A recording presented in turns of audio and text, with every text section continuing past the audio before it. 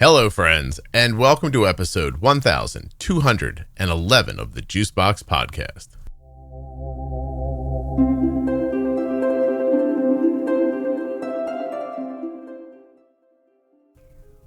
On this episode of the podcast, I'll be speaking with Katie. She's 28 years old. She was diagnosed at 22. She has ADHD, and we're going to spend a lot of time today talking about her life. Her diagnosis story, which is pretty scary, actually comes at the end of the episode.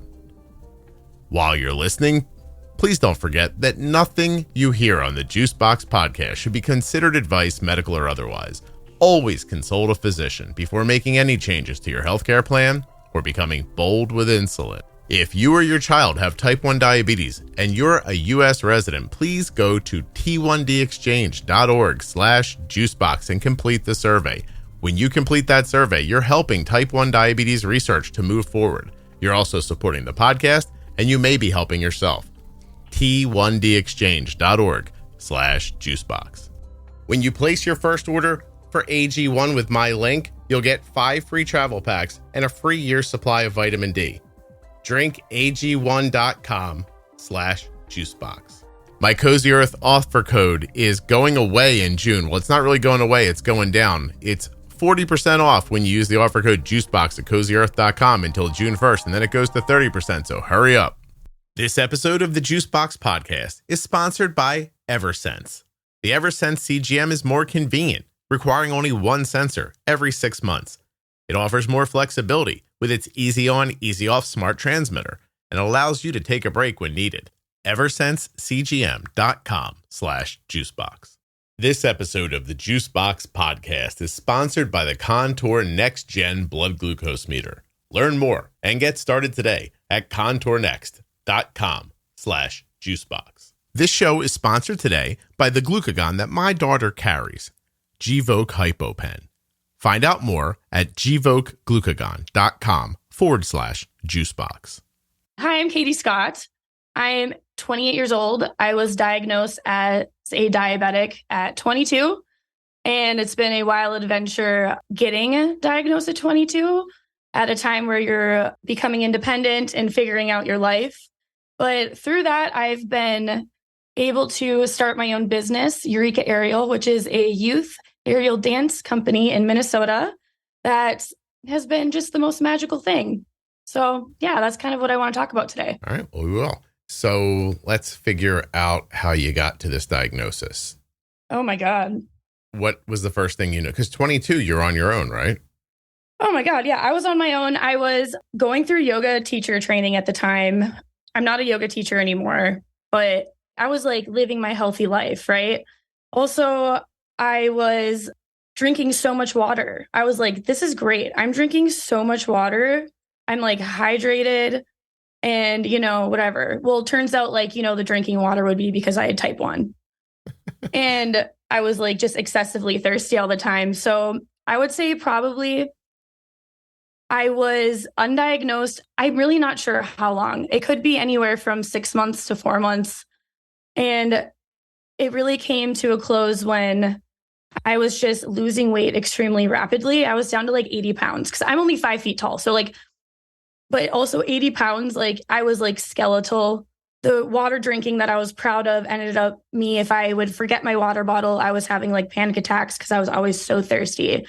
And then I couldn't sleep at night because I was constantly getting up to go to the bathroom.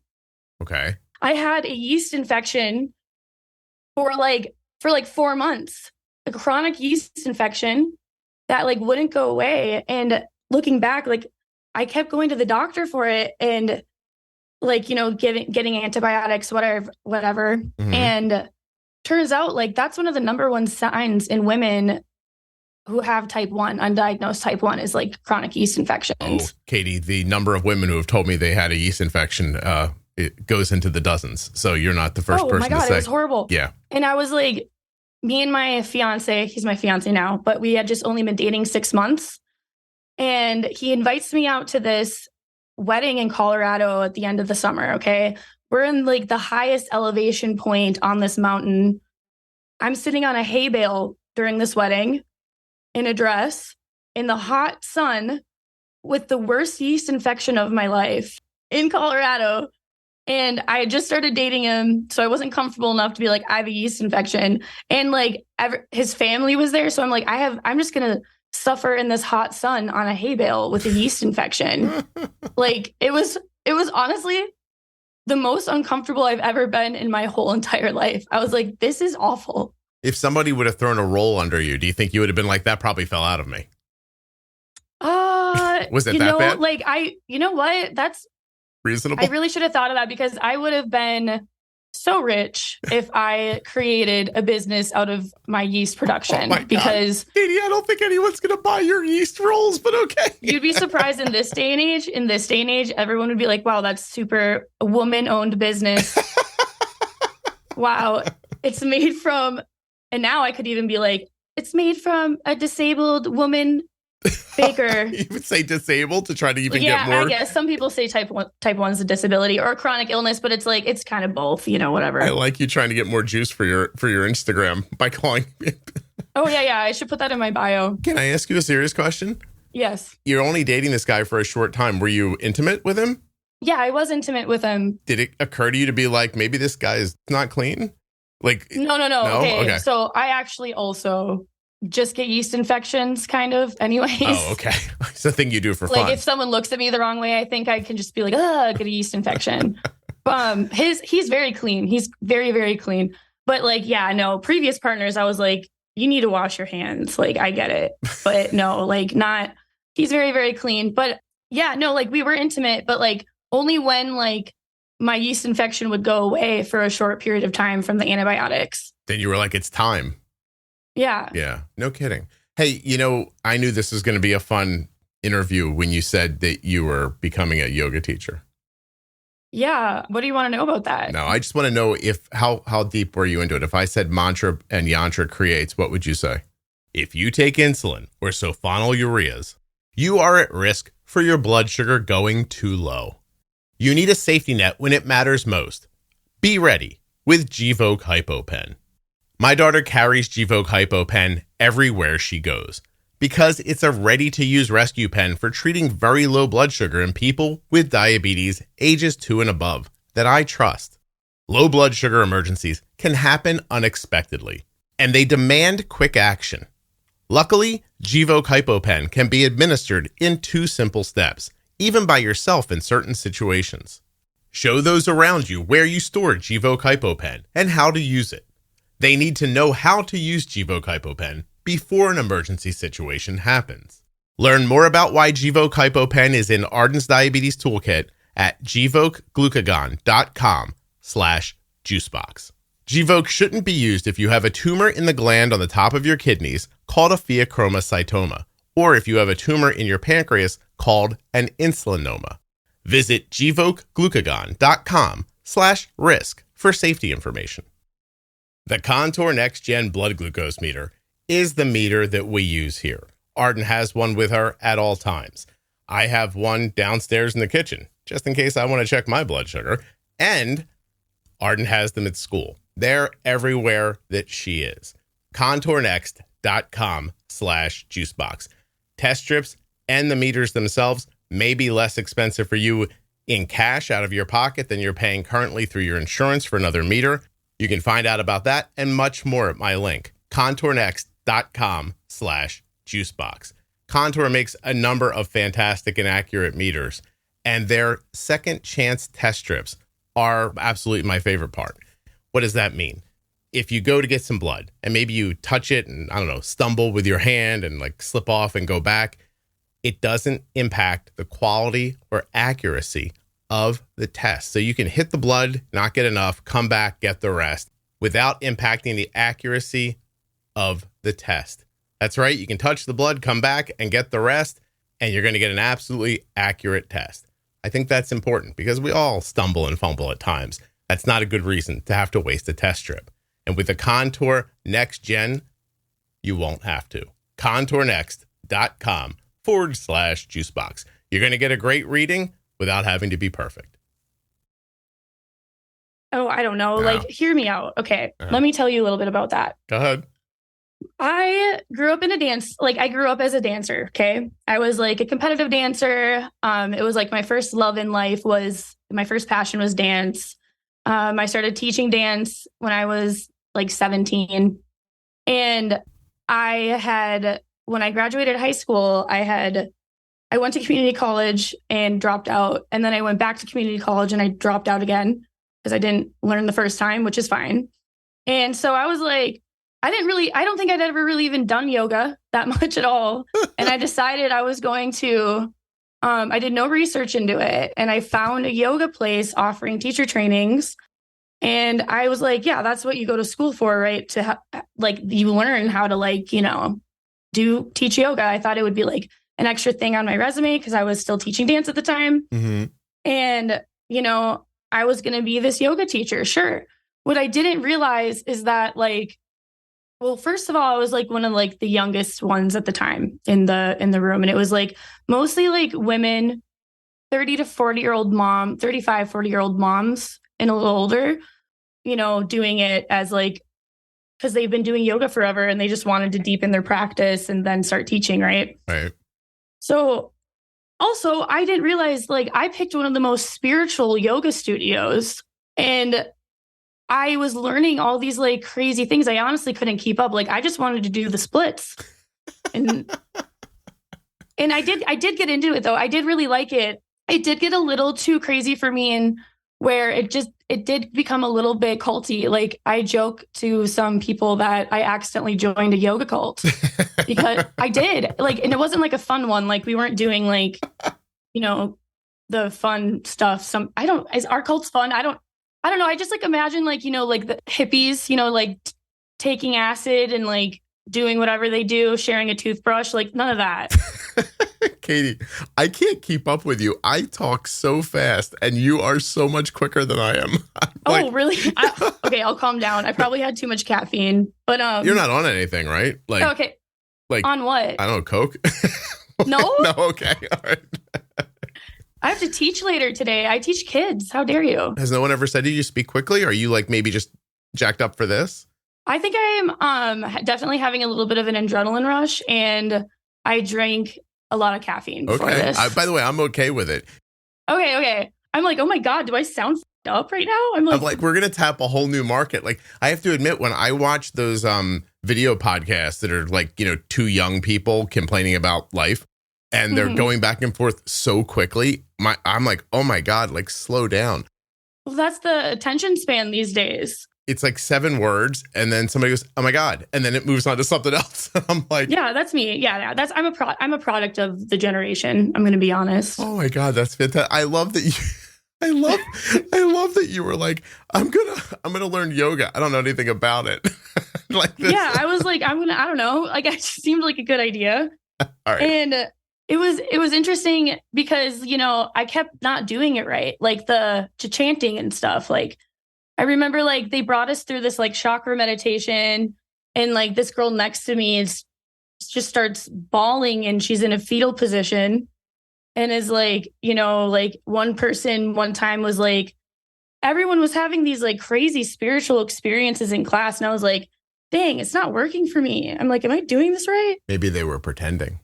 That's kind of what I'm thinking. Mm-hmm. And then I look back because my experience now I've been in I'll just say creative movement for a long time, growing up as a dancer and then picking up aerial, which is if you guys don't know what aerial is, it's circus basically, but it's kind of circus, but I only do the aerial portion of circus.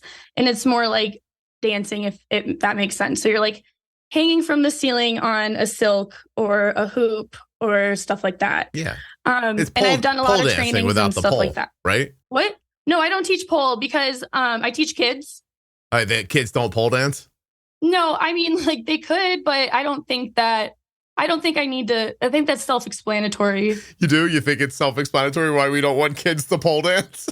I would hope that the parents at the studio would say something to me if I'm we're introducing pole now. I would hope that they would say something, You kids know how to arch your back? We're going to... It's just, yeah, no, I don't know. I have a lot of friends that are pole dancers and they're amazing. And it's not always, it really is just another aerial apparatus. And it's not always about, doing a sexy dance or whatever. I've seen some amazing ones, but Unfortunately, it is affiliated with non-kid things. I didn't actually mean it that way. I meant like the hanging from the silks and stuff like that. Like it gives me the same feeling because what you're doing is repetitive in a circle. That's all. The way it's hooked to the ceiling, there's a, why am I blanking on this right now?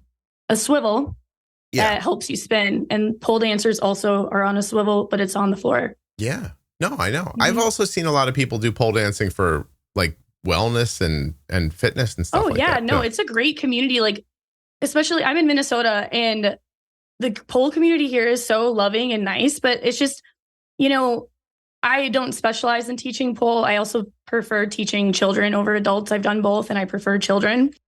And I don't really learn things that I wouldn't be able to teach, if that makes sense. Katie, why do you prefer teaching children?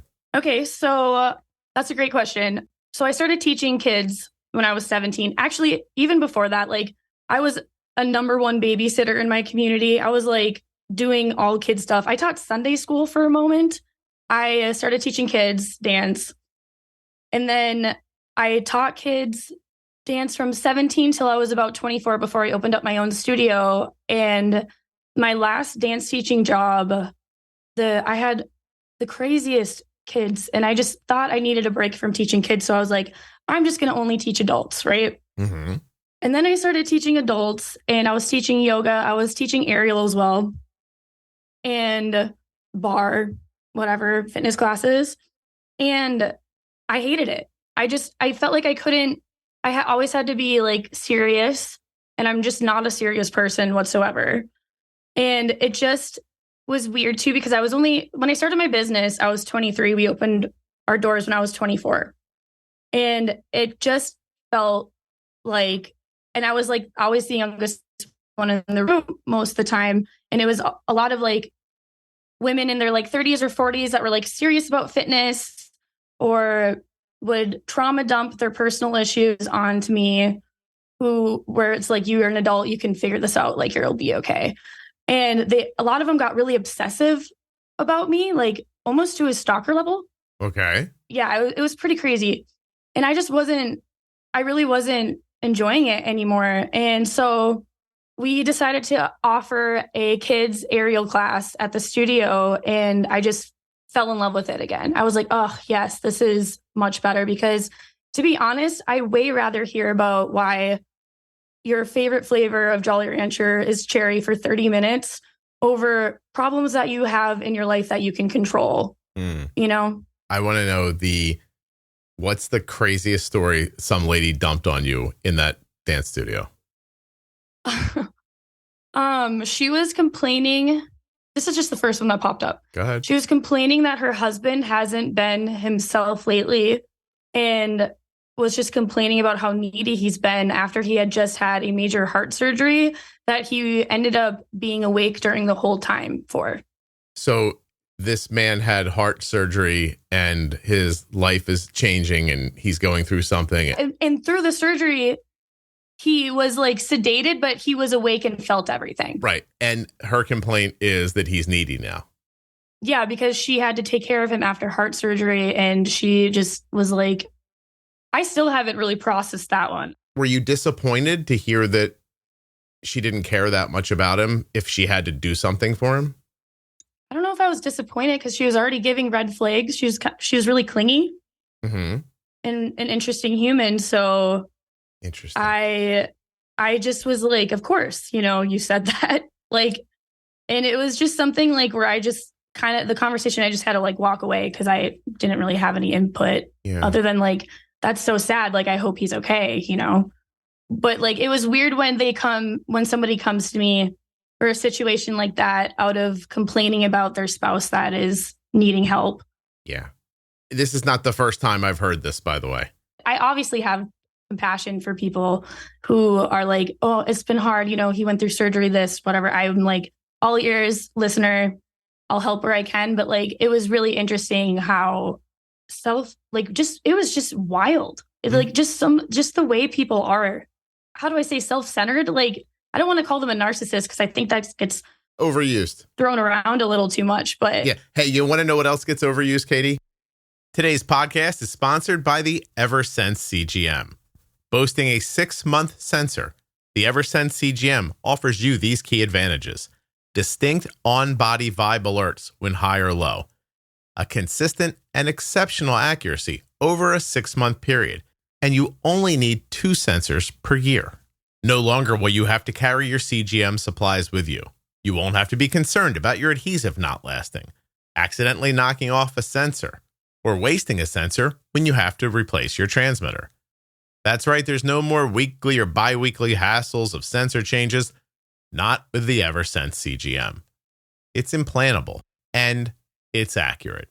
EversenseCGM.com/juicebox. The Eversense CGM is the first and only long-term CGM. Eversense sits comfortably right under the skin in your upper arm, and it lasts way longer than any other CGM sensor. Never again will you have to worry about your sensor falling off before the end of its life. So if you want an incredibly accurate CGM that can't get knocked off and won't fall off, you're looking for the Eversense CGM. EversenseCGM.com/juicebox. Gaslighting. I agree. It's enough with that. Yeah. Listen, I've heard people say my spouse got sick and it's crimping my lifestyle and I don't like it. That I've heard people say that. Like, I had plans. I didn't know I was gonna have to sit around taking care of them. And I'm like, Jesus. Rich or poor, sickness and health, that do you part. Those things didn't. Oh my God. Were you not listening? Oh, no, they weren't listening. They were just doing it because they liked the wedding. They wanted a wedding. Mm-hmm. You know, they wanted to say yes to the dress. Something to like go back and like kind of like touch on a few things about that, especially when it comes to type 1. I'm very lucky that when I was diagnosed, I was dating my now fiance, Spencer, who's just the best person ever. I'm not going to get into it too much, but like, he's just an incredible human. And we've stayed together, and he was my emotional support system. Like, my family was not really there for me at all. So he was the only one I had, and it was like 6 months in, you know. I'm a part of these like type 1 diabetes support groups on Facebook, and sometimes they're good. And sometimes, you know, I mean, as people are, like, there gets to be like crazy debates on there or whatever, which is dumb. But I read stories about how people with type 1, their partners just completely like getting upset if they need to help with a low, or literally doing anything like for them to like help them through like this. And it doesn't even need to be a ton, because like, it's a lot of the times the people that are talking about this, they're already like managing diabetes really well themselves. But it's like, you know, you have those like moments where like you need someone who's supposed to be like your spouse to like take over and take care of you, and instead they're treated as needy or like too much work. And it's almost like their partner makes it about them and how it's impacting their lives over the fact that like the person you love is going through something really difficult. And it's challenging. Katie, what you're describing is that it's simple to say you'll be there. It's difficult to actually do it when something unexpected comes up. And that's when you find out who's on your side, who's got your back, who really loves you, like that kind of stuff. And that's 1000%. Yeah. Hey, are your parents still together, or are they divorced? Yeah, they're somehow still together. Like, and my mom's going to listen to this. So hi, Mom, but they can fight. It's crazy. But you know what? The highs are high and the lows are low, and they've been together for, well, I'm 28 and longer than that. So over 30 years. Yeah. So they've got something figured out. I don't know. It was pretty chaotic though, growing up with the fighting, but they've stayed together. So I think they're meant for each other at this point, you know, and they're both, you know, it's interesting when you become an adult and your relationships with your parents change because you become an adult. And now I see my parents as who they are, as people other than parents, like my mom and dad. And they've become, I consider them like very good friends. And also I love them as my parents, but like, it's interesting how the dynamic changes. Yeah. You can start seeing them as real people and not just your parents. Well, I have to tell you, I think if you're going to stay married for 30 years, you're going to have some really great fights. So. Oh yeah. Yes. I don't know how else to say it. They change as you get older. I'm looking forward to it. The fighting? Oh yeah. I'm looking forward to everything that comes with marriage. My wife said to me the other day, "Why do you tease me so much?" And I was like, "I love you." Yeah, I know. Because it is, that's actually really funny you say that, because me and Spencer are always like, we've built our relationship on play, Mm-hmm. and it's very, very fun most of the time, but sometimes it's not. You're like, ooh, you crossed the line. We don't argue like really about much. And when we do, it stays pretty controlled. And I've paid for so much therapy that if I wasn't regulated, I would ask for a refund at this point. So I'm confident that we can both get through those arguments with good boundaries and a good head on our shoulders. Yeah, you have to be, I don't know, you have to be realistic. Oh, yeah. I think that it's important to remember that there are times when you're not going to make sense, and there are times when he's not going to make sense, and then you have to give each other a pass. Mm-hmm. This is the way I think about it. Like, there are times I'm like, she doesn't mean that. Like, we've been together for 30 years. She's just upset. Like, I'm not going to take that personally. And, I hope she does that for me in return. I don't think she does. I think she takes it. But I've advocated for her. I said, is there a possibility we could put like a warning light on you? And then when the light is lit, I know that you're going to take everything super personally and never let it go. And then when the light's off, for instance, I know you're going to be like, I don't want to say reasonable, but you know what I'm saying? Mm-hmm. And I'm sure the same for me. Like, you know what I mean? Like, there's times you hear something, and just like, you're out of your mind. And you're just like, what did Oh my God. And then there's times you're just like, that's fine. It's cool. So, yeah, I think it's just interesting because with your partner, that's the person you're supposed to be like the closest with. So they really get to see you so like raw, I guess. I don't know if I love the term raw, but like you're the most vulnerable around people that you love the most, Yeah. And you're supposed to be, but then they can use it against you. And that's when you really find out if you're, like, when they won't use it against you, like, this person really cares about me, Mm-hmm. So honestly, Spencer's really not, believe it or not, I'm the more confrontational one in our relationship. Wait, why would I not believe that? I don't know. I'm just, it might surprise you. Does it surprise you? He's very gentle and caring and understanding. So yeah, no, I just feel like he hasn't really held anything against me like that ever. Well, you guys are still young and cute, so he's not going to like, you know what I mean? I don't know. We've been together for 7 years now. 7 years? Yeah. What are you trying to say? You think he's sick of you? Oh, I think we're both sick of each other, but we love each other. I think that's kind of what that is, right? Like it is better than when we were first dating because I had a yeast infection all the time, but it's not as exciting, you know what I mean? But we have so much fun together still. Yeah. And I do genuinely just love the guy. It's going to morph. It's going to keep morphing. If you're lucky, it'll keep morphing as you go. I'll keep you updated. You'll have to have me on the podcast again in 10 years and I'll give you my update. Yeah, I'm going to get more sleep before I talk to you next time. Yeah. It's interesting. You want to hear some stuff about yourself? Yeah. When you're stream of consciousness, that's when you're going faster. You're good at telling a story when you're stream of consciousness, but it's really fast. But when you slow down, if I ask you a question and you start thinking about the answer, you get really slow when you're talking. Oh, okay. I'll start thinking more. Do you know that about yourself? No, I didn't know that about myself. Yeah. I mean, I've only known you for 25 minutes, but that's the vibe so far. When you stop to think, like for example, if I said to you, do you think you answered my question about why you enjoy kids as a teacher more than adults? Do you think you actually answered the question? I did a little bit, but I could go into that a lot more. The answer was, I don't enjoy adults because of all the drama they bring. And I don't like that. You told a story. I liked it. Actually, I like what you did. Oh, thank you. Okay. I wasn't sure where you're going with this. I was like, okay. Yeah, no, you told a story. You were like, I said, hey, do you like teaching kids? And you basically were like, look, there are kids and there are adults. Here's why I don't enjoy being with adults, which was the answer of why but I don't know if that means you enjoy teaching kids or if you just like it better. Oh, I do. I love my students. I do. They're just the best. I didn't know if you just meant that you liked it better than those adults who are like, in the middle of their drama and somehow think you're their barber and they get to tell you about it. Yeah. Gosh, I should call my hairstylist and send her a thank you now. But I realized recently, The same person's been cutting my hair for like ever. She doesn't remember me. Like any more than, well, here's what I mean by that, Katie. I'm doing this new series, right? Mm-hmm. And so I've like power recorded like 8 episodes for this series for next year.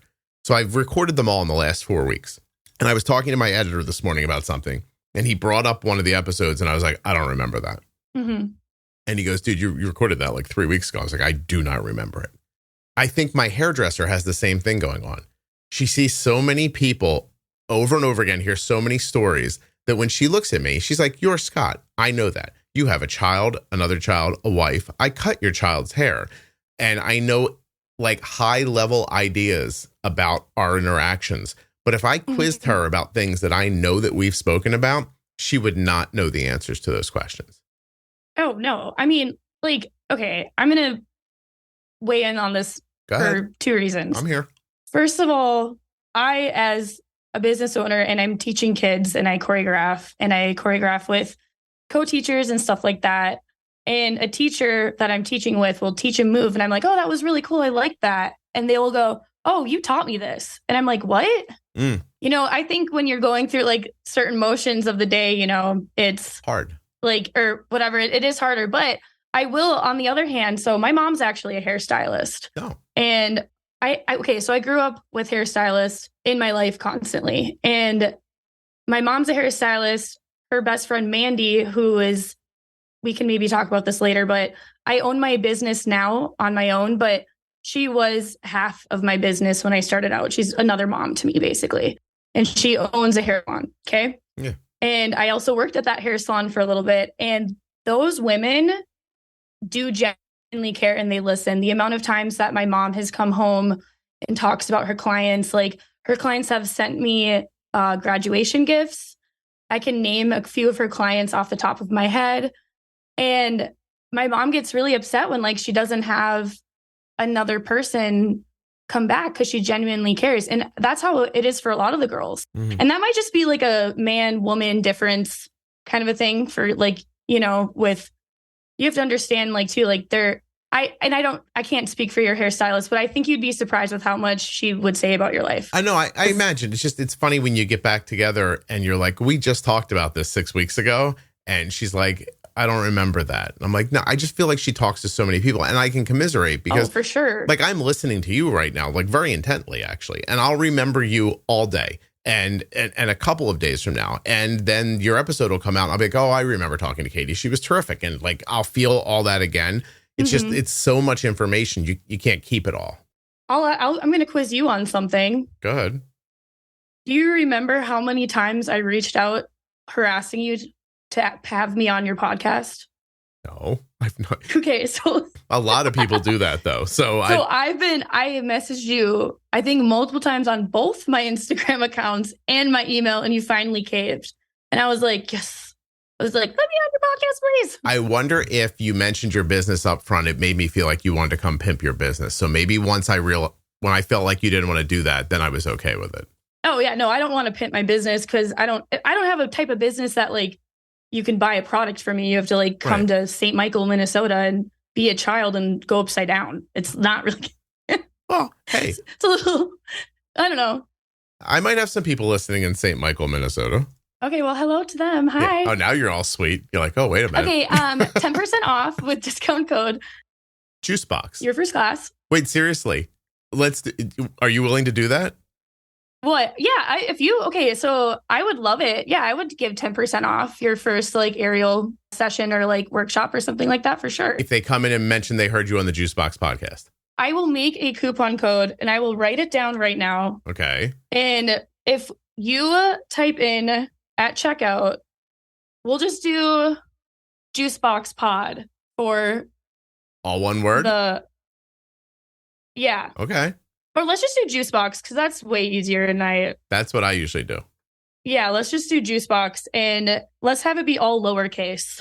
Okay. If this happens, I want you to tell me. I will. I definitely will. Okay. I do have a student that's type 1 too, and we have more in common. She's just turned 10, but I have more in common with her than a lot of people in life. You have a more in common with a how old girl?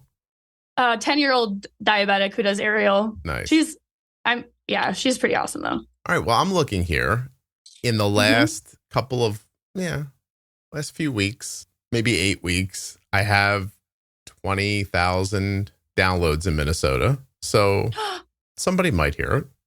Hey. All right. I definitely want to know if that happens. I'm not charging enough for my ads. That's what I know for sure. So no. Yours are free for you, but you definitely have to tell me. Okay, I will. I will. Just read your DMs. Don't ignore me this time. Also, I don't ignore people. I'm busy. I know. Okay, I'm giving you a hard time because I think it's funny, but I don't. No, it is. I will not. I'll let it go. I'm going to let it go. Okay. Thank you. Yeah. I appreciate You're that. welcome. See, you and I could be together because you're going to let this go. But if we were together, you wouldn't let it go, right? You'd hold on to it forever and ever. Oh, no. I think I just have a feeling we may talk again in the future, and I'll probably bring it up at some point again. I'm going to be honest. Katie, why do you think we'll speak again in the future? I don't know. I just have a good feeling about it. Okay. I'm having fun so far. I'm using my yoga chakra manifestation. All right. Listen, let me ask you about your diabetes a little bit. Oh, yeah. Let's go. It seems like I should. Yeah, I mean. Why do you know about the podcast? Because if I love this. If I met you on the street and talked to you for 5 minutes and then you walked away and somebody said to me, hey, $50, does Katie listen to your podcast? Yes or no? I'd be like, no, there's no way she cares about me. But why do you know about it? I can't remember where I heard about you first, but it was earlier in my diagnosis. And when I was diagnosed, I kind of said my family wasn't supportive. My mom tried to be, but everyone else kind of ignored it. But my mom tried to do it in ways where like she was really adamant of me being on the keto diet. And she didn't realize how much that hurt me. Where like, for one, like the keto diet, I don't love. And two, like I was like also just struggling with being a young, newly diagnosed diabetic and all the changes of that. And I didn't also want to have to like go on this extreme diet and also be different. I just wanted to feel as normal as possible. My mom probably listens to you more than I do. And it's actually healed our relationship a lot because I got to a point where I was like, like I can't talk to you about my type 1 anymore. I don't want you to even mention it because you don't have the right information. And so I sent her your podcast and she's been listening ever since. And it's been amazing for our relationship. I'm glad. She was able to like learn and, because people put so much garbage out there about whatever. And she was actually able to like really figure out learn enough that she could speak to you about it. Oh, good for her. And seriously, congratulations to both of you. Like for you for speaking up and her for listening. Oh yeah, no, my mom and I are very, very close. Excellent. But it was hard to hear her say things that you knew weren't valuable. You weren't seen. You didn't feel seen. And at the same time, you were trying to figure out your life, which seemed completely upside down. Oh my God, it was horrible. Yeah. It was so horrible. Like, okay, so, and I'm going to be fair to my family. So when I was diagnosed, I have 2 older sisters. One of my older sisters was dealing with a very aggressive alcoholism. Like, I don't know how else to explain it, but she was like to the point where her organs had failed 3 times. Oh my God. And as an adult, like we couldn't force her to go into a rehab facility. Like you have to like prove that they're going to die. I don't know why I didn't. The first 2 times her organs failed wasn't enough proof to get her into a rehab facility. And also it's harder to get women with addiction issues into rehab facilities because there are less beds for women because men have a higher rate of addiction. Okay. So there's more beds for them. Like they're more in demand, I guess. And so like the same week I was diagnosed, I had to visit my sister, like a few days after my diagnosis, I had to visit my sister in the hospital where she was just like on her deathbed. Like it was crazy. And when I was diagnosed, I almost felt like my parents were betrayed in a way because from what I've gathered, I feel as though like they were betrayed because now that they had to worry about me or they like, you know what I mean? Like I used to like have it more together and now I don't. Right. And it was really lonely, honestly. So you said something earlier that I don't know if this combines with what you just said now, but You said that, your mom tried, but that other people didn't seem like they did. No. I wonder if it just doesn't feel like it's too much. I think that's kind of where I'm at with it. I think my dad actually yelled at me when I was diagnosed because he first of all, and I don't want people to be hating on my dad because I didn't even know about type 1 diabetes at all. I also didn't even have any information really to share with them when I was diagnosed. Right. And everyone was convinced that it was type 2. So he yelled at me for drinking too much pop when he found out. And I'm like, it's not type 2, it's type 1. But for some reason, getting diagnosed at 22, they can't wrap their heads around it, It can't not be type 2. And then we never really talked about it again. And it's kind of weird, at family, and my older sisters really just have not said anything about it or care. I feel like, Katie, that sometimes people, if you think about a glass that's completely filled with water and one more drop and it'll spill out. I think that's how most people's lives are. I 1000% agree with you. And that's why I'm saying too, don't hate on my family for this. No, of course. But it is, I will also say it is sad when you're struggling and the one drop of water would be to overfill their thing would be to show some compassion and care for you. Me. It was a little hurtful, Maybe we could give away some of that space to something less important and have some for you. I don't know. It was really, really strange. But, I'm working on it. We're working on it, I think. I don't know. Going back to my mom, when she was I don't want to say forcing, but she was trying her best to get me on the keto diet. I had gained a bunch of weight when I was introduced to insulin again. And then also I gained more weight during, not a bunch, but I'm just saying I used to be it's so stupid saying this, but I feel I'm only 5 feet tall and I've been 95 to 110 pounds my whole life since then. You know what I mean? Okay. Not anymore. And weirdly, I just felt like I was valued for my smallness. I don't know why. And I kind of felt like my mom valued me for that. What have you heard in your life that made you feel that way? Competitions with my cousin at Christmas of who has the smaller hands brought on by my aunt. And my mom happy that I'm smaller. Why would that matter? Weird. It's just weird stuff. Why is having small hands a thing that we want? I don't know. I honestly I took piano lessons growing up and I never was good and I couldn't reach an octave with my tiny paw hand. So it's really more of a setback, if I can be honest. My tiny paw hands. But I think too, my mom, I'm the youngest and my older sisters are both 5'5", 5'6", and that's a great, they're beautiful. They're super beautiful. But I just feel like my mom just really thought of me as her baby smallness. You know what I mean? Yeah. And then maybe it's just the winning, winning something felt good. Maybe, I guess. I don't know. She wasn't super happy that my hands were smaller, but it was just a weird thing. I felt like that was a little bit more on my aunt where it was why are we even having this competition?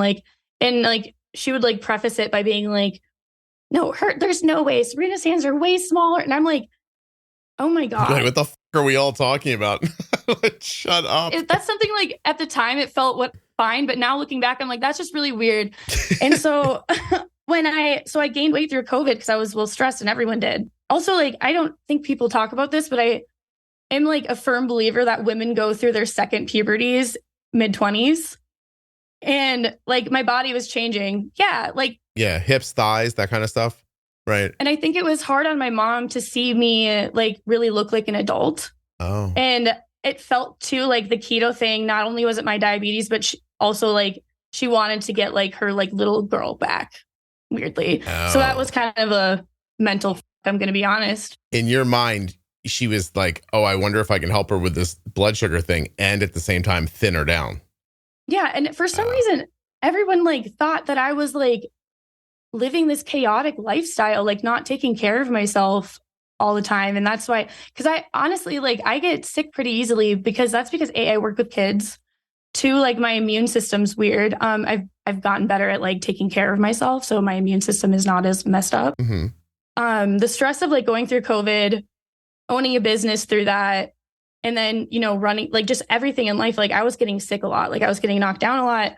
And a lot of people were just like, she was accusing me of basically like not taking care of myself, which is like the worst thing you can say to a diabetic that's trying. You know what I mean? Yeah. No, yeah. You're describing nobody around you really understanding diabetes to begin with. So they think you must have done something insane to get it. And then they start judging everything about you that they can't see, thinking, well, if she was doing something crazy like that, I wonder what else she's doing. And and then nobody understands, nobody's supporting you, your body's changing. There's a lot going on and you're by yourself. Yeah. Oh, it was horrible. I'm going to be honest. But like, so everyone listening out there, I definitely 1000% think if you're thinking of starting a business, do it. But I'm going to be honest. It's like having a child. Like Katie, that I don't drink is a fucking miracle. Like, just like you guys just hear me make the podcast, like have the conversations. The rest of it is insane. Oh my God. That's the worst part is the rest of it. Oh my God. You have no idea. Like when I'm not in the studio at my job teaching, like people think I'm not working. And I'm like, no. Last night at 11 o'clock, the person who helps me with my private Facebook group sent me a text and said, "Are you there?" And I actually responded, "Where else would I be? I'm sitting at my desk making this podcast." You know what I mean? Like, where else would I be? What do you want? Yeah. No, I meant it funny. She took it that way too, by the way. Yeah. No, of course. It was funny. Yeah. I'm like, I'm going to finish this last thing and then I'm going to pass out. Like, is there anything like that needs my attention like right this second? Because if it does, like, let's do it now because I'm almost cooked. You know what I mean? And the pressure about keeping the lights on and making the money, it's oh my God, it's horrible. It's never ending. Okay. And that's something I actually wanted to talk about on here is setting boundaries as a business owner with type 1 and what that looks like.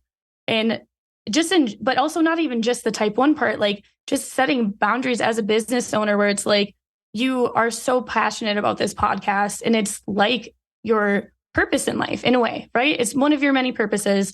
And so you really, really care about it. I feel the same way about my business and what it's like to like get a text at like 10 p.m. on a Saturday and not respond. Also probably because I'm not in the right frame of mind, I don't know, what am I doing on 10 p.m. on a Saturday? I don't know. But also too, like having that like boundary of like, okay, when is it appropriate to contact me? And I'm not like perfect at this, so I'm not whatever. And I'm different with my employees than I am with my clients, I guess you could say. And it's really hard to balance the like, okay, am I doing too much, giving too much of myself right now? And I'm going to end up burning out, or is this necessary for me to respond right away? Yeah. And what's the appropriate action? Like, how much of myself can I give? Yeah. You want to hear the sad truth? What? You take a play off, someone's scoring a touchdown on you. I know. No, that's okay. And that's another thing too. That sucks because I was going to bring that up as well with like type 1. It was interesting because I've applied to a few podcasts and a lot of the email responses will be like, hey, don't be patient with us. We're sick. Like it was like a chronic illness podcast or a few different ones. And we're sick. So like, just basically like respect us. Like we're dealing with chronic illnesses. So we take a longer time to get back. And I think that's great for them to be able to have that boundary and to take care of themselves like that. But that's just like. But go ahead, say what you're going to say. Unfortunately, that's not how. That isn't how it works. Yeah. Life works, even with your disability. And I think that's the thing, or chronic illness. And that's like the hardest part about having type 1 is the world doesn't stop for you. Yeah. So what does that look like? What does that look like for you? And how are we going to persevere through it? Right. You know? Katie. Yeah. So from the specifically the business perspective of it, excuse me while I readjust in my seat. I don't disagree. You have a chronic illness and you're sick right now or whatever, and you can't do it. I understand, but you don't have a podcast then. You have a hobby. That's so true. Yeah. Oh, yeah, that's true. Nothing wrong with it. Like, no. Genuinely. Right. It's fantastic. But you're not running a business. You're running a hobby. This year alone, there are 2 stretches of episodes in this year where most people would hear this and go, Scott, just take some time off. Like, yeah, but there are 2 stretches in this year where you will listen to me You will have absolutely no idea. I am dying with COVID in one of them. And in another one, I can't even remember whatever the else was wrong with me. Sometimes you're just having a bad day. You can't even, that's the worst. Sometimes my blood sugar's at 400 and I'm on my period and I have to go into work. And I just hate it. Yeah. Dance, you little. And but no, I'm sure you're very nice to the children. I am. I'm like way nicer to my students than I am anyone in the world. I think people are like, not that I'm not a nice person. I try to be nice all the time, but right. I just take on a different role of like a very nurturing, loving person, especially around my students, caring, understanding. And with adults, I'm just like not the same. I'm just a little bit more. If you go back in the podcast and find episodes that are called Glucagon Stories, I think there's like 3 or 4 of them at this point. I recorded them the day my mom was dying. Oh God, I'm sorry. Please, you're very kind. But and thank you. But I recorded those the day my mom was dying. I knew my mom was going to die that day.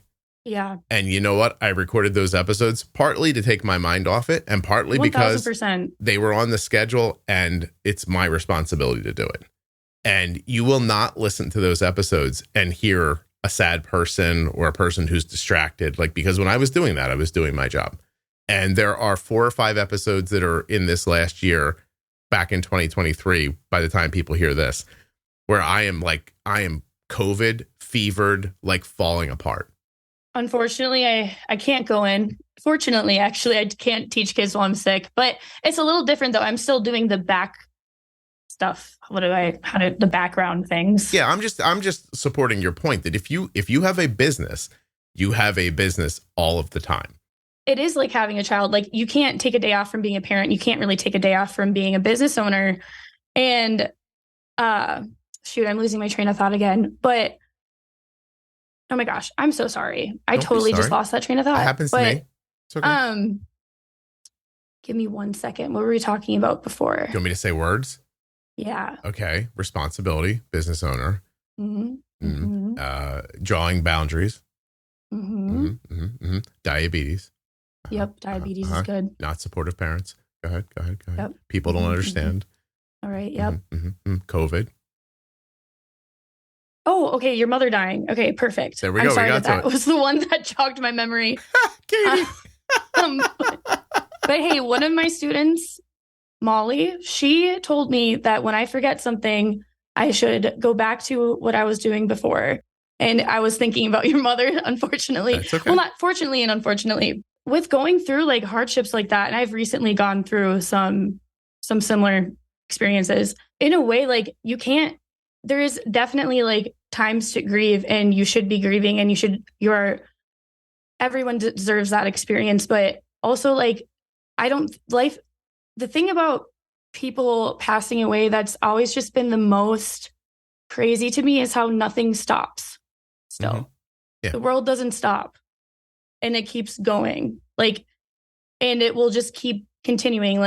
When I was recently, one of my previous students passed away about a month ago, a little under a month ago. And it was devastating and it was shocking. And also having people know in my life that's what was going on and how much they still expected me to be the same person, and in a way though, too, that was hard, but also at the same time, it is still good to participate in life during these hard times, even though it's much more difficult too. But it is good for you to remember that you're here for a reason and things are going to keep progressing and moving on, Katie, have you ever seen the Shawshank Redemption? Is that with Morgan Freeman and the one guy that looks like it's Tim Robbins? Is it Bill Murray? Tim Robbins looks like Bill Murray to you? That's interesting. Or is it Tom Hanks? No, Tim Robinson looks like Tom Hanks. Okay. I think. Or it's I do know what you're talking about anyways. Have you seen it? Yes. You remember when he says get busy living or get busy dying? Yes. Yeah. Have you ever heard somebody say life is for the living? Yes. These are all ways of saying life goes on. Oh yeah, c'est la vie. Yeah, you take a place. I mean, you're forever changed through the experience and you'll be a different person moving forward, but your turn is going to come too. So you should get to it. And oh yeah, 1000%. Right. It just sucks. It is what it is. I am a 1000% believer in that too much positivity can be toxic, like toxic positivity, right? Mm-hmm. And I just really loved that you just said it sucks, because it's like, yeah, it sucks. It's nothing good about it. There's really nothing else more to say about it other than that it sucks, you know? I used to have this nightmare when I was younger. I don't know if it's a nightmare or not, but it was a dream. And in the dream, there was a cliff and everybody was lined up to the cliff in my family by age. And oh my God. And I would feel how far I was from being the next person to go off the cliff. Oh my God. And that's wow. That's how you were watching too much TV. That's what I think of about like lifespan and dying. Like, you know, when my mom died, I thought, oh, I'm next. Damn. Yeah. That's crazy. Okay. You're too young for that. It doesn't matter to you yet. But, you know, we never know, though. Like, it's just kind of always looming. Like, it's always a possibility. Oh, yeah. Like, I'm not saying you can't get whacked. But you can't also think like, oh, today I might die. Who knows? You can't wake up with that kind of a mindset. No, not at all. You don't want to live like, could a Minnesota North Stars? Is that what they used to be called? Could that fall on your head and kill you? Absolutely could. But that's not the point. Like, a plane could drop on your head, but it's probably not going to. A North Star? What do you mean a North Star? That's what the hockey team used to be called before they moved. Yeah. A hockey player falling on my head? I don't know. Something could happen. Yeah, I bet that if they had skates on, and it could be. See, Katie, disastrous. if a professional hockey player fell on your head from high enough up wearing skates, you would definitely die. Yeah, I definitely would. That's just an interesting. Now I have another new fear unlocked. We don't want to plan for that. That's not going to happen. We live our lives. I'm saying if things go about the way we expect, my aunts and uncles are dead. Right? Yeah. My mom and my dad are gone. I'm next. Mm-hmm. So this time is precious. Like, I'm done now. Like, it's fun to philosophize about when you're in your 20s and you're in your teens and, you know, when you're like 30 and your kids are a few years old and like, oh, that's all well and good. It's real now. Like, I'm next. I have as many years as I have left. And I don't know how many they're going to be. I can't spend a lot of time worrying about the rest of this, which is all just academic in the end. Yeah. While you're living it, when you're younger, you're building a morality and you're building an ethos. But once you're built and you're coasting at the end, none of it matters. That's why you see old people just get like, well, I don't care. Like, seriously. Right. Well, right. I mean, and another thing too, like, and not to get too morbid or anything like that, part of the living experience is dying, of course. But I think another thing that people don't realize too is like how much your impact on this world affects generations forever after you, you know? Right. I mean, generational trauma is an example, but also there's an opposite to trauma, right? Like every impact you make on people are going to then be passed on with other experiences through, right. And I think that's a really beautiful part about living, that even when we pass, regardless if we really realize it or not, like, so much of you is still going to be lived on through people. I agree. Absolutely. You know what I also think about all the time about, like, you know, this is very strange, but I think Benjamin Franklin's dead. Mm-hmm. I think that a lot because he's been dead. I know you're laughing, right? Hold on. Let's find out when he died. Like, you just like said it and there was a pause and I was like, yes, he's dead. Yep. I'm going to find out when he died for you. Okay. Thanks for the reminder, by the way. Now I'm sad. Benjamin Franklin died April 17th, 1790. Oh my God. That's my sister's birthday. Your sister was born in 1790? No, she was born on April 17th. So like close. Well, that's the day he died. He was born on my wife's birthday, January 17th. Oh my gosh. That's weird. Ben Franklin, born in 1706, lived till 1790, which in and of itself is insane. He was 84 years old when he died in the 1700s, right? Mm-hmm. But this is not my point. My point is that he fundamentally changed the world in a number of different ways, right? Mm-hmm. And he's still dead. Oh yeah, no, he didn't get to live longer. He's still like an A-list celebrity in our world. He didn't get extra time Like nothing, he still got sick, his body got sick and he died. And most people don't think about Ben Franklin. Most people don't. He has, if you go back and look at his writings, most of the colloquialisms that people still live by today are written down by Benjamin Franklin under a pen name, by the way. He didn't even use his own name. So with people not even realizing you're being affected by him living on with Benjamin Franklin. I love that for him. You've said things today that I guarantee you stem from Ben Franklin. Oh, I would not disagree. And there are going to be people 300 years from now who are going to say something that stems from something that you and I have done. Smaller scale, probably. Yeah. Oh, for sure. That's kind of my goal here, right? I mean, like, I do own a business, but like, I own my business because I'm passionate about what I do, right? I'm not like your typical, I don't know what a typical business owner would look like actually anyways, but like, it's just, I'm really hoping that I can be a positive impact on my students and that will like live on through them. Like, I don't need to get Benjamin Franklin level. I really don't need to, but I think that's an important thing for people to, think about, especially when they're, remembering or grieving or dealing with a loss. It's remembering like how much of that person lives on through you and will continue to, and you'll be able to do that too. Yeah. And it's your decision if it's going to be good or bad, honestly. So we got way off track here. Hold on. That's my fault. Is it my fault? No, I think it's your fault. I don't know. No, I don't think it's anybody's fault, it could Katie. Be very much my fault too. I don't think it matters. I think this is what podcasts sound like now for young people, by the way. They're like this like all the time. They're incredibly popular. My daughter showed me one the other day of these two guys talking, and I was like, I hate this. And she's like, I love it. I'm like, I really, really hate this. And she's like, why do you hate it? And I said, they're doing a cheap ripoff of Howard Stern from 30 years ago. And she's like, who's that? Yes. And that's what she said. And your heart broke a little bit. No, she knows who it is. But that's what they're doing. And then I thought, that's what everybody's doing. Like everybody's just doing and Howard Stern was ripping off somebody that he heard on the radio in the 40s when he was a kid. Like, do you know what I mean? Yeah. Like it's all the same thing. And then you add something to it and add something to it. Hopefully you keep adding to it. There are times when I see stuff just become derivative, and then that irritates me, especially when it becomes popular, because I'm like, oh, people don't know there's better out there than this, but they won't find it. And that's okay, I guess. Yeah. And you have to just let that go and let people enjoy things for what they are. I let it go. She puts it on. I laugh with her. She's like, come watch this. I sit and watch it with her. I'm there. Don't worry. Oh no. Yeah. You just sound like a dad.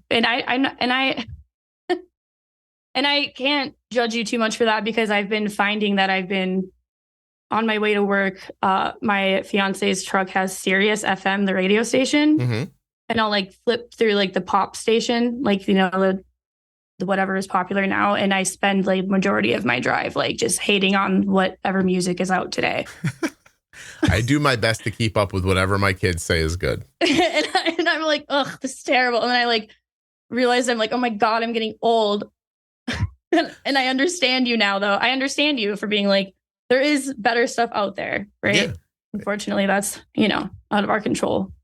But sort of back to your initial statement like an hour ago when you said that you found diabetes advice in the world that was terrible. Oh, yeah. And the problem is that some people won't ever know that what they're listening to is either bad advice or could be better, or, any number of things. It's the thing they found, and now they're stuck with it now. So when I was also diagnosed, it was a really just horrible experience. So I went in, and my primary care doctor that I had since I was growing up, like really, I came in and I was like, hey, I think I have type 1 diabetes. Because one time I Googled my symptoms and they were correct, right? And the only time. She was like, there's no way. She even weighed me. I was like 80 pounds, right? I was frail looking, It was like, it wasn't like I was so sick. And she like caved and got my blood tested, which was like, she begrudgingly did. And my my blood sugar came up. It was so high, it was undetectable. Jeez. I later found out like it was like almost 700, right? She freaked out. I think because I look back now and I realize she was like covering her tracks, right? She gave me long-term insulin. She didn't give me mealtime. And she was like reading the box as how to do it to like in front of me, like to like give me an injection. She then told me, she locked me. She didn't lock me, but I was then just like, but after finding out I had type 1, I just sat in the room for 4 hours by myself after finding out the news. And what? She just left me alone for 4 hours waiting for my blood sugar to go down. So I went back and got tested like twice, but I was just like alone and it still didn't go down. Right. Like I should have been sent to the hospital, honestly. Okay. And then she's like, well, it's still not going down. I have an appointment for you tomorrow with a dietitian, not an endocrinologist, a dietitian. I just drove home myself and I found out I had type 1 and I like was like, it was so weird. And at first I was like relieved to be like, okay, I'm going to like, take a pill and get better. Like it'll be fine. No. Yeah. The next day I go to this crazy dietitian. Thankfully, Spencer could make it with me because they said I should have one person with me. And this dietitian specials in people who can't read, like farmers who can't read that have type 2. I'm going through yoga teacher training at the same time. And she's teaching me how to work out in a chair on this little slide. Yeah. And I'm like, what? And like, she was, bless her heart, she seemed like a nice woman, but like, she was trying to like make the situation light. And she kept being like, you're going to take a shot in your rump roast. And then she like grabbed her butt and she's like, I have a huge rump roast. And it was like, she was honestly, she's probably very fun to hang out with, but like, it was just so like crazy. And when I found out I had to like inject as much as I had to, like, it was horrible. Like, it was just awful. Right. And Katie, wait, I'm going to die. I know it was, I don't know. I'm like, why? Right. So I find out horrible life-changing news and like this lady's just like grabbing her butt in front of me. And she did have a pretty big rump roast. I'll give her that. Oh my God. Yeah. I can't go to the like, when I'm like grocery shopping and I see like a rump roast, I just can't. I have a flashback. Sometimes I'll take a picture of it and send it to Spencer. So I started to laugh because, oh my God, hold on a second. What the hold on a second. No, because I've been to physical therapy and I've seen older people go to physical therapy. And when you're like, they work you out in a chair, I was like, oh God, I know what she's talking about. Because I was laughing silently for 2 minutes. I almost died. I'm like, my body is like, I'm physically okay. It's my pancreas. Oh my God. So anyway, I've watched those people and I thought, oh God, this is what getting old is like moving your arm up and down in a chair and people are like, oh good, look at you go. I'm like, oh dear God, that's not okay. So you got me on that, but then you just kept getting worse. Yeah, it's going to get more worse. I'm just going to let you know. So I felt bad enough that they like somebody was like, I don't know, let's see how much of this insulin we should jam in this girl. Boom, sit here by yourself for 4 hours. We'll see if it gets better. It was horrible. Yeah. And so also my doctor coached me before I left. She said, somebody's going to call you tonight and ask you if you're okay. And when they get their labs back and you need to tell them you're fine.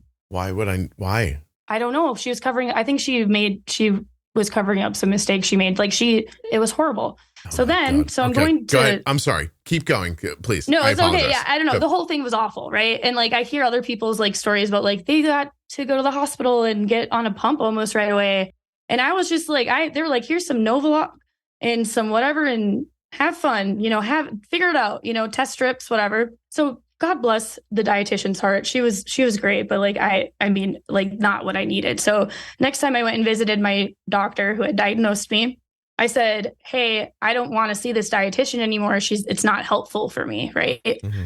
She's like, oh, well, there's a huge shortage of endocrinologists and it's likely that you won't get one. So I'll just manage it from now on. So she decided she was going to manage it. My A1C was a 7. And that's also likely because I was newly diagnosed. I think I was still kind of in the honeymoon period, mm-hmm. Where I was maybe producing a little bit of insulin here and there. She's like, you're doing just whatever you're doing, keep doing, she told me, which is like, what? So I believed her for 2 years. It was horrible. It was so lonely. I had no idea what I was doing. I felt awful all the time. And I finally ended up being like, bye, and going to an endocrinologist, he was older and he was like nice, but like was super like Medtronic forward. Mm-hmm. And that's a whole story in itself. And now I see my one endo. I'm going to give him a shout out. His name is Christopher T. Michael at the Sharp Dillon and Cox and Alina Associates, and he's amazing. So I just wanted to give that a little shout out. What's his name? What's his name again?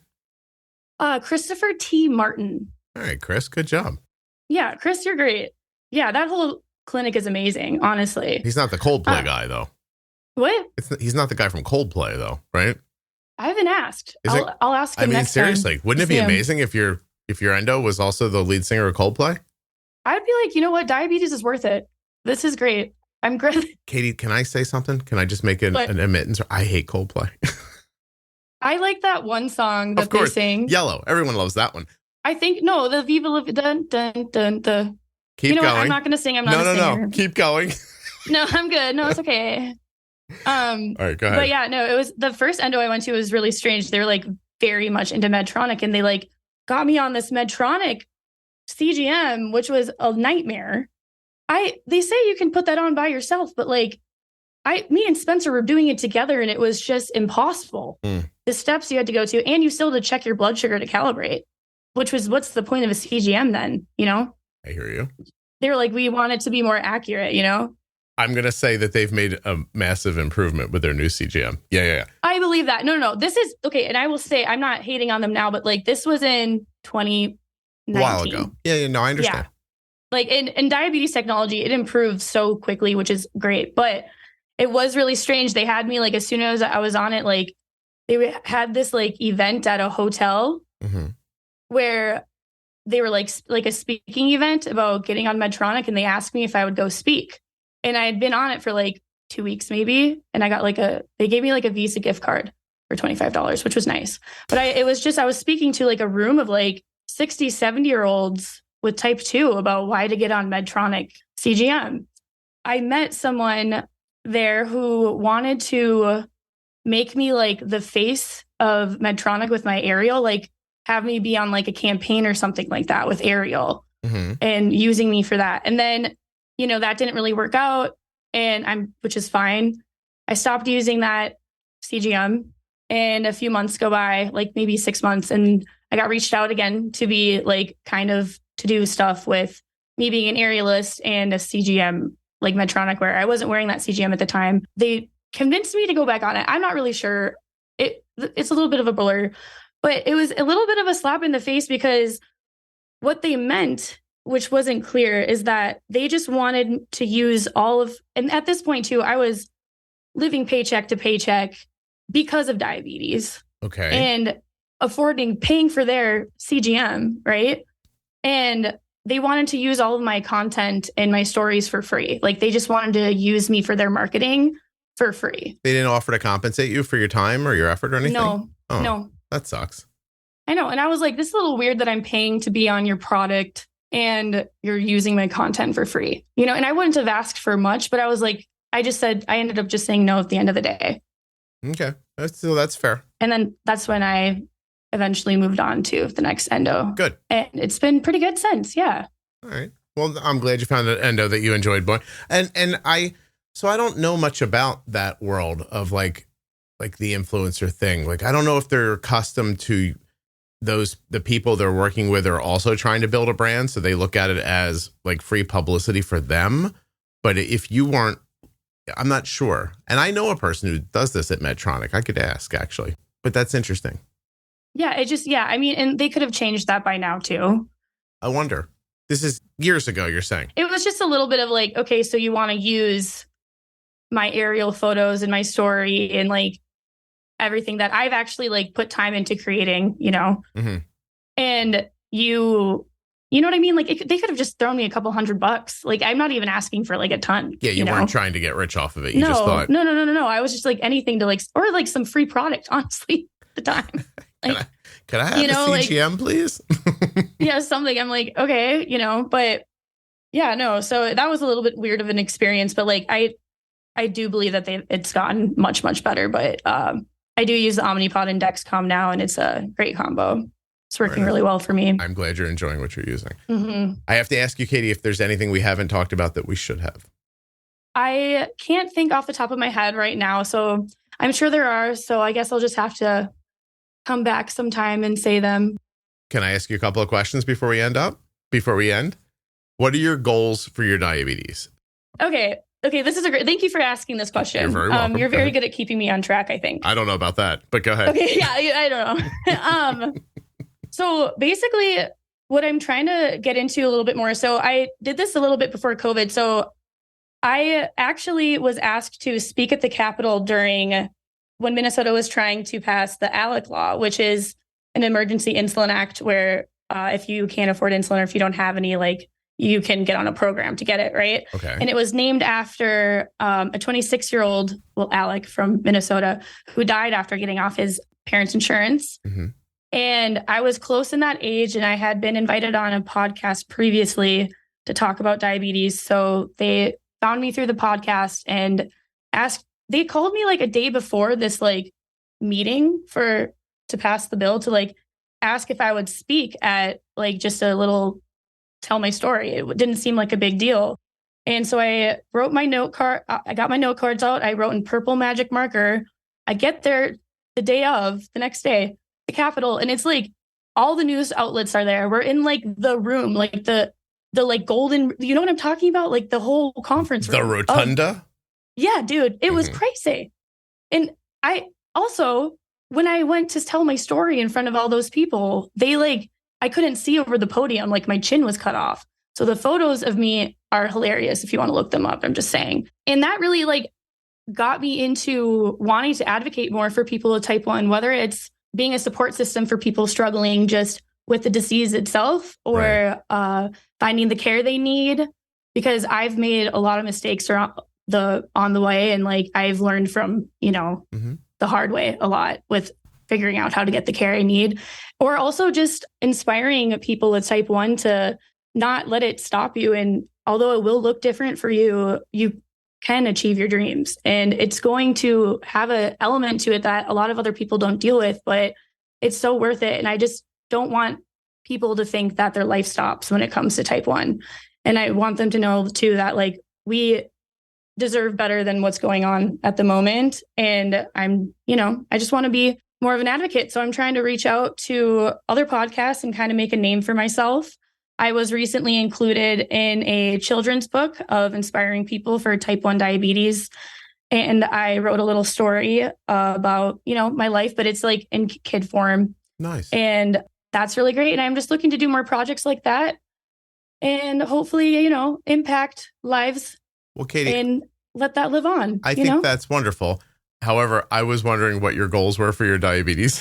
Oh, my own? Oh, okay. So that's, you know what? I love that I answered that the same way because my mindset is for my diabetes.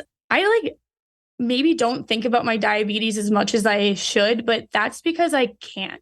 My goal for my diabetes is to keep my blood sugar in range as much as possible. Figure out ways to help the spikes of my blood sugar when I get really stressed out and just feel as healthy and happy as I possibly can with it, managing that. What are where is your low alarm set and your high alarm set on your CGM? My low alarm is set at like 70 and then my high alarm is, anything over 200. Katie, are you going to tell me it's over 200? Is that what you're doing? No, I don't want to sleep. I can't sleep at night when it's going off over 150. So I have it at 200. What if we get your blood sugar not to go over 150? That is a wonderful goal. I think you have a lot of good ideas. Katie, have you listened to the Pro Tip series in this podcast? No, I haven't. Katie, I'm going to be honest. Katie. And I should. I will. Did your mom tell you about that? Yeah, no, my mom has. So like I'm on your mom's side now. Wait a minute. I am. Oh, no, you should be on my mom's side. She's great. I will say when I listen to your podcast, I go and I look at things that I'm interested in, like the After Dark and stuff like that. Yeah, so, well, everything can't be fun, Katie. Sometimes we have to take care of ourselves. I do take care of myself. All right. There's a great After Dark coming up this weekend, by the way, with Jules. I'm putting out an episode on Saturday because I put out a bunch of content this week for management. So there's some extra stories. Don't miss Jules on After Dark, but that's not the point. The point is that you should just listen to the Pro Tip series. It's between episode 1000 and 1026. Okay, I will. I promise. What is your A1C right now? Will you tell me? It's like 7 point. Oh God, I'd have to look at my chart. Don't It was worry. a little over 7. How would you like it to be in the low 6s? I would be a fan of that, but that's like, No. that's definitely like something that I'm working towards. I'm not asking you to do anything, but listen to the pro tip series. Okay, that's fine. That's a very good trade. Don't promise me anything. Nothing. Listen to the pro tip series and then tell me if 6 months from now your A1C is not in the 6s. Okay. That's all you have to do. It's I episode will. 1000. And I'll also let you know if people use the discount code that I just gave out for. And tell me about that as well. Also, there's a code in the pro tip series. There's a code for a free meter. If you want a free meter, go ahead and do that too. Okay, I'll look into it. Is it the Contour Next? Contour NextGen. That's correct. Yes. Gen, yeah. Free meter. So I think I have listened to your podcast. See, I don't think you haven't, but I'm telling you. Listen, Katie, let me tell you this. You're wanting to help. You're being a very good dad right now. I'm not. I'm telling you. I made a. This is. May I finish? I'm going to finish. Okay. Okay, you can finish. All right, I'm gonna wrap it up. Okay. I don't think it works for everybody, meaning that there are some people who might listen and not understand, and that's fine. Mm-hmm. But it's a concept, not a plan. Mm-hmm. And you listen to it, and then the results based on people's responses to me are unmatched in the diabetes space. I'm not asking you to eat a certain way. I'm not asking you to make a big change in your life. Right. I know. Right. I'm excited to listen to it. Are you lying to me, Katie? No, I'm not lying. Okay. Because my voice just always sounds like this. Because I'm very dry. I'm a very dry person, and there's not a lot of fluctuate. Like, it doesn't fluctuate. Is that the word we're looking for? Because you almost said fluctuate. Yeah, you almost said fluctuate, and I was like, that's not a word for sure. My bad. I think too that being diagnosed at 22 and getting so much bad advice, it's been hard for me to really branch out and focus on my diabetes when it's anything other than when I'm working with my endo, because of, honestly, it was like a traumatizing experience having to, really figure it out on my own and all the misinformation. But I will listen to that. And I think partially too, like, I maybe sound hesitant because it's, as somebody with type 1, it's just hard to think about a lot. You have to sit there and process a lot of things, Just listen to the pro tips. It'll just work for you. All right. I will. And I'll get back to you on it. I am going to read you a random review of the podcast right now. This podcast is a game changer. 25 years as a type 1 diabetic, and only now I am learning some of the basics. Scott brings useful information and presents it in a digestible way. Learning that pre-bolusing doesn't just mean bolus before you eat, but means timing your insulin so that it's active as carbs become active. Took my already decent 6.5 A1C down to 5.6 over the last 8 months. I've never met Scott, but after listening to hundreds of episodes and joining him in the Facebook group, I consider him a friend. Listening to this podcast and applying it has been the best thing I have done for my health since I was diagnosed. That's one of 1,000 reviews that all say about the same thing. That's honestly so incredible. Right? And I'm not asking you to do anything. You don't have to pay for it. You don't have to do it on a certain time schedule. Just listen and watch your A1C come down. I will. And I think that's just such a wonderful thing that you've been able to create and do for people. No. You don't. It's okay. No, I really just think it's just really amazing and inspiring what you've been able to do, You're very kind. And I agree with you. I'm fantastic. That's not what we're talking about, though. What we're talking about. I know. I just want to give you a little credit where credit's due. What we're talking about is you doing something. You've only been at this for a couple of years. Mm-hmm. You're really young. You haven't even started your life yet, really. I know you think you have, but you pretty much haven't yet. Like you're just getting ramped up.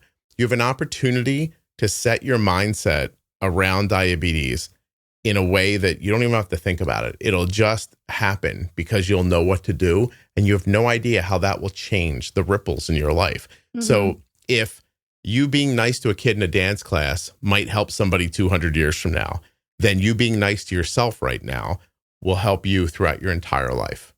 That is poetic. And impact things that you don't even know yet. Like, try to imagine that if today you learned how to keep your blood sugar not under not think of 200 as high, but think of 160 as being high, how that maybe one day, 20 years from now, when your kid is doing something crazy and you look over at Spencer and you're fucking sick of him because you've been looking at him forever, instead of saying something crazy because your blood sugar is really high or it's been bouncing up and down all day, what if you have a better response in that moment? That would be, that's the goal for sure. That's all I'm saying. Yeah, Katie, I'm going to definitely listen. I'm excited to, and invest a little bit now. Like a beautiful paradise, honestly. Yeah. Even after having to look at Spencer for 30 years. You know what Ben Franklin would say, Katie? What? A penny saved is a penny earned. Okay. That is true. He did say that. I just have to ask you one more question before we wrap up. Is Benjamin Franklin your Roman Empire? I don't know what that means because I'm not a kid. You haven't seen the whole how often do you think about the Roman Empire? How often do you, is that your Roman Empire? I don't know. I don't think about Ben Franklin every Benjamin day. Franklin is. I think you think of him a lot more than other people do, which I think is cool. When his wife passed away, he was traveling. He was traveling in the 1700s. He was like in Europe. Like he was also, I want to be clear, apparently Katie was also a womanizer, but No, I know. He liked older women from what I remember. Mm-hmm. And let's keep in mind also that he was like poetically thoughtful in a time where maybe a lot of people hadn't had a chance to be yet. Mm-hmm. Do you know what I mean? So yes, he sometimes is saying simple things, but try to remember he was one of the first people to think that simple thing. Yeah, he's the OG. Right. So you go be Ben Franklin for yourself. Are we going to call this episode Tiny Paw Hands? Yeah, that would be great. I love that. Or are we going to call it? I'm going to steal that sometime and name something. You said it, not me. Tiny palm hands. You know, you said it, not me, right? I know. Yeah. I love that. Yeah. Either I call this one Tiny Paw Hands or Poor Richard, and you don't even know why I would call it Poor Richard, but people who know Ben Franklin will understand. Okay. Well, I need to, for one, listen to your podcast series and read more about Benjamin Franklin. Seriously, Katie. If you do those things, get back. If they help you at all, get back to me. Okay. Let me know. If they don't help you, I don't want to hear from you again. Okay. Okay. Right. I won't. I'll unfollow you. I'll block you. You won't even know. You'll forget about me. Exactly. Thank you so much. Hold on 1 second.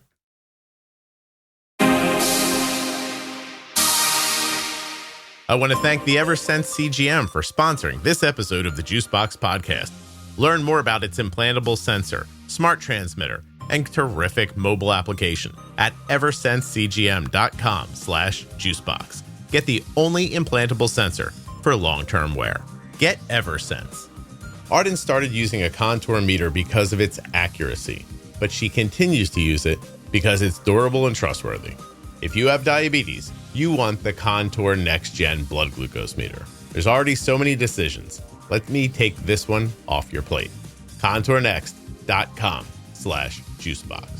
A huge thank you to one of today's sponsors, Gvoke Glucagon. Find out more about Gvoke HypoPen at gvokeglucagon.com/juicebox. You spell that GVOKEGLUCAGON.com/juicebox. A diabetes diagnosis comes with a lot of new terms, and you're not going to understand most of them. That's why we made Defining Diabetes. Go to juiceboxpodcast.com up into the menu and click on Defining Diabetes to find the series that will tell you what all of those words mean. Short, fun, and informative, that's Defining Diabetes. If you're not already subscribed or following in your favorite audio app, please take the time now to do that. It really helps the show. And get those automatic downloads set up so you never miss an episode. Thank you so much for listening. I'll be back very soon with another episode of the Juicebox Podcast. The episode you just heard was professionally edited by Wrong Way Recording. WrongWayRecording.com.